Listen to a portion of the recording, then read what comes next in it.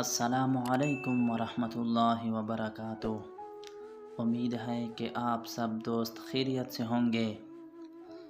ہمارے پیارے نبی کریم صلی اللہ علیہ وسلم کی دو پیارے حدیث آپ کے سامنے پیش کروں گا۔ آپ سب دوست اس حدیث کو یاد کر لیں۔ بسم اللہ الرحمن الرحیم۔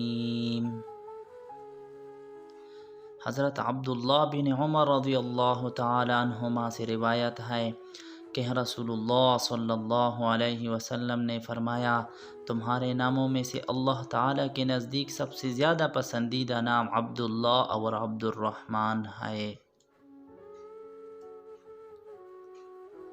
حضرت ابو موسیٰ اشعری رضی اللہ عنہ نے نبی صلی اللہ علیہ وسلم سے روایت کی کہ آپ نے فرمایا، جو شخص اللہ سے ملاقات کو پسند کرے اللہ بھی اس سے ملاقات کو پسند کرتا ہے، اور جو شخص اللہ سے ملاقات کو ناپسند کرے اللہ بھی اس سے ملنے کو ناپسند کرتا ہے۔